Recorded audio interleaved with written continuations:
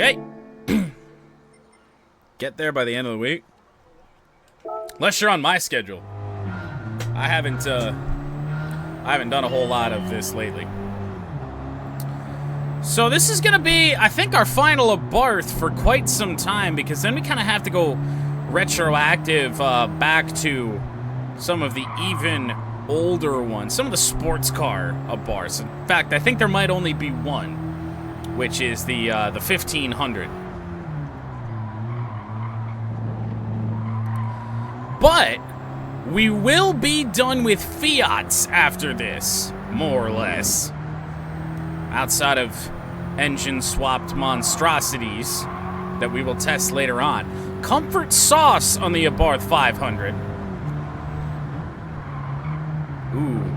I can already feel something I don't particularly like, and that is the fact that the car is essentially trying to do a stoppie.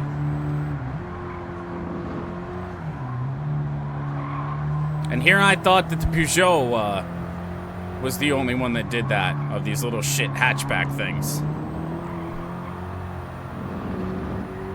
Well, that could create us some problems because, and I'm gonna mention this every single time it comes up, with the cars where it would have applied to, but when we did this in Gran Turismo Sport, every car had brake balance control all the time, so if we felt that something needed change, we could just do it.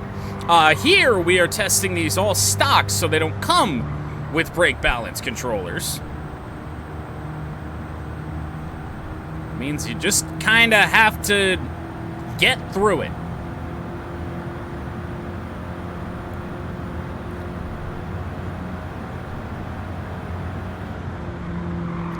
Certainly not the most impressive top speed through that sector. And yeah, again, it's a little all over the place under braking. Because the back end of the car just wants to lift up.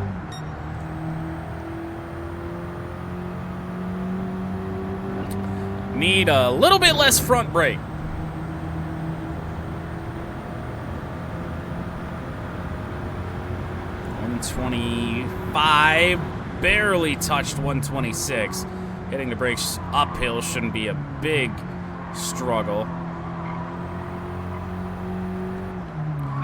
And since it has been a while since we've done this, I kind of forget our benchmarks, but I can tell you already that the Abarth is gonna be a little bit slower, kind of right in the 9-minute to 9-minute 10-second range, I would guess, at this current moment in time.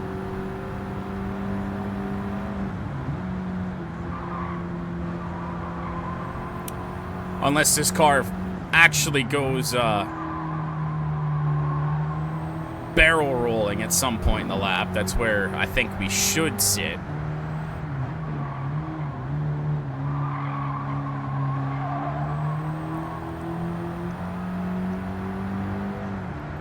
I will say this one's probably going to corner a little bit better than some of the other cars that we've tested, kind of around this similar performance point bracket.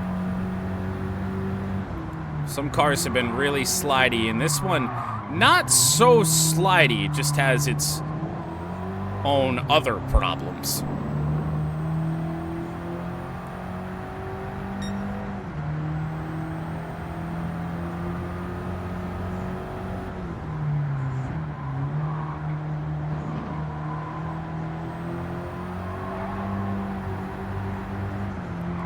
Tried to lose a little bit of traction there. Traction control saved us. Or hurt us. Probably a little bit of both.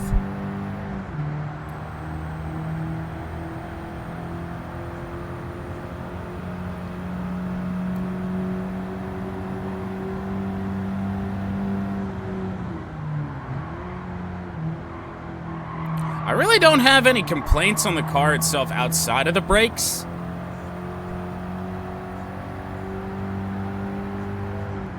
It's just not very good for this purpose right here. Absolutely doing your best to rip it around one of the toughest tracks in the world. And one of the bumpiest tracks in the world. So, get on the brakes and, you know, it lifts up those back tires just a little bit. Lord knows where it's going. you hit a little bit of a bump, so. Does appear, though, that about 100 miles an hour is about all this thing's got on its own. Not even gonna have to brake here, which is good. That will help this thing out.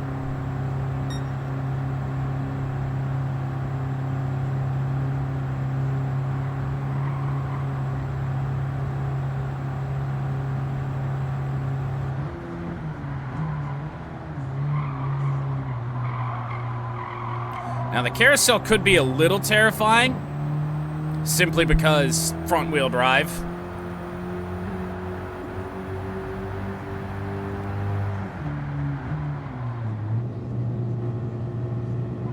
Actually, it's going to handle it quite well.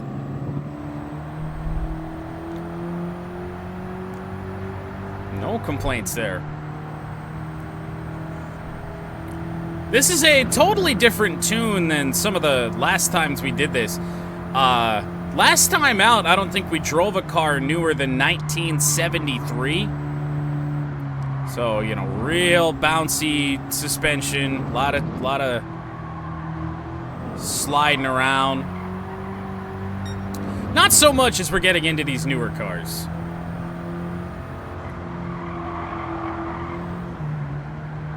And I mean, this thing, just such a short wheelbase that it's not going to slide around too much. Kind of can't.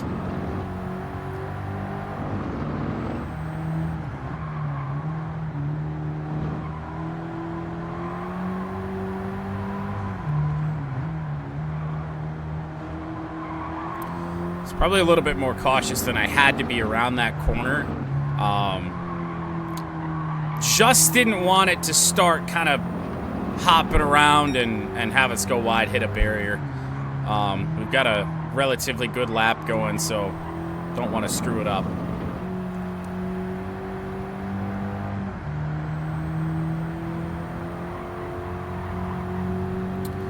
Airborne? In the Abarth? I think we just kind of got off the shocks a little bit, and we about did that again. I'm not used to having to get off the throttle so much through there yet, but I'm gonna have to, otherwise we're gonna end up in that sand trap a lot.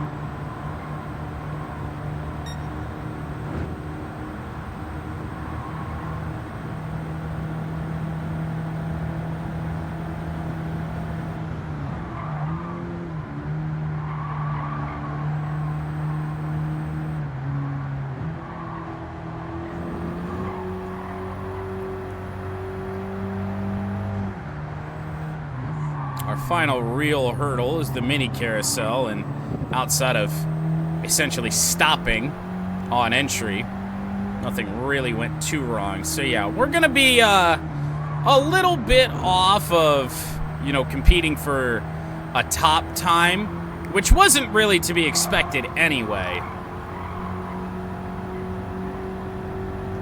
But I still maintain somewhere between about 9 minutes, 9:10, something like that. You know, that's really interesting. Huh. Got the meter on the dash. All right. I will give the Abarth a little bit of credit. That is a very interesting digital dash. Hey, we've got MP3. We've got MP3 in the Abarth. There it is in all of its little glory, and the horn, deeper than I would have expected. So coming home in the Abarth 500.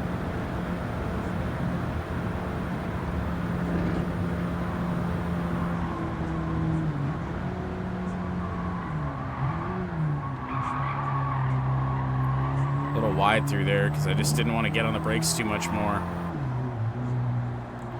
It's actually gonna be a little bit worse than 9:10. I've been pretty close on predictions. Actually, about 3 seconds off both times tonight, but hey, I'll take being pretty close. It's a long lap here in the Nurburgring. A lot can go wrong. So, the Fiat Abarth, 912.990.